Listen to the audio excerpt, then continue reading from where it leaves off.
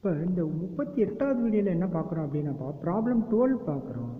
அப்போ அதில் என்ன இருக்குது, y equal to x4 n-1 log x அப்படின்னு இருந்தால் அந்த ஏ பார்ட்டில் ரெண்டு இதை ப்ரூவ் பண்ணுங்க அப்படின்றாங்க.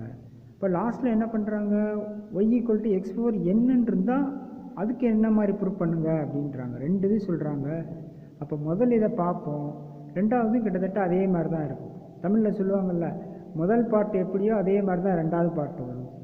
அப்போ அது மாதிரி இங்கே என்ன இருக்குது, y equal to x⁻n-1 log xன்னு இருக்குது. அதில் என்ன பண்ணுவோம், யூவி மெத்தடில் போடுவோம். அப்போ யூவி மெத்தடில் போட்டால் என்ன இருக்குது, யூவின்னு இருக்குது. அப்போ யூவோட வேல்யூவில் மேலே என்ன பண்ணிக்கிறோம், யூ வச்சுக்கிட்டு வி டேஸ்னால் லாகை டிஃபரன்ஷியேட் பண்ணால் என்ன இருக்கும், 1/xன்னு இருக்கும். அதே மாதிரி லாக் எக்ஸை வச்சுக்கிட்டு இதை டிஃபரன்ஷியேட் பண்ணால் மேலே இருக்கிற n-1 முன்னாடி வந்துடும். இங்கே வந்து ஒன்று கழிச்சு எழுதுங்க, அதான் இந்த இடத்துல கழிச்சு -2ன்னு போட்டிருக்கோம். அப்போ மிச்சம் இருக்கிறதெல்லாம் அதே மாதிரி தான், x⁻n-2 அப்படின்னு வந்துடும். அப்போ லாக் எக்ஸ் இது வந்துடும்.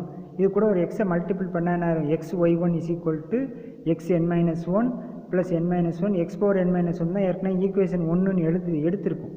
அப்போ அதன்படி என்ன ஆகும், n-1 × y அப்படின்னு வந்துடும்.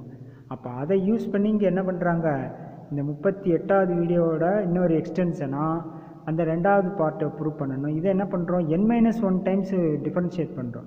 ஏன் சார் n டைம்ஸ் பண்ணலை, அவங்க என்ன கேட்டிருக்காங்க, மேலே கொடுத்ததில் பாருப்பா yn கேட்டிருக்காங்க. நமக்கு இங்கே என்ன வந்திருக்கு, கீழே y1 இருக்குது, ஏற்கனவே 1 இருக்குது, n வேணும்னா n-1 டைம்ஸ் வந்து டிஃபரன்ஷியேட் பண்ணால் போதும். அப்போ அதை இதில் போடுறோம். அப்போ அந்த இதுக்கு வந்து என்ன போடுறோம், n-1 போடுறோம். n-1 டைம்ஸ் போட்டால் அப்போ n-1 c1, சார் வழக்கமாக nc1 போடுவீங்க, தம்பி இங்கே எத்தனை தடவை டிஃபரன்ஷியேட் பண்ணுமோ அந்த டைமில் போடணும். அப்போ n-1 n-2 அப்படின்னு போட்டு அப் டு 1 வரைக்கும் வரும். இந்த சைடில் இருக்கிறது n-1 y n-1 அப்படின்னு வந்துடும். அப்போ x yn = n-1 ஃபேக்டோரியல் அப்படின்னு வந்துடும். ஸோ அதனால் அதில் பிரச்சனை கிடையாது. அப்போ அந்த n இருக்கிற இடத்துல n-1 அப்படின்னு வர்றதுனால n-க்கு பதிலாக n+1 போடுங்க, ஆட்டோமேட்டிக்காக நமக்கு தேவையான ரெண்டாவது ஆன்சர் வந்துடும். இந்த n இருக்கிற இடத்துல என்ன பண்ணணும், n+1 போடணும். அவ்வளோதான்ப்பா.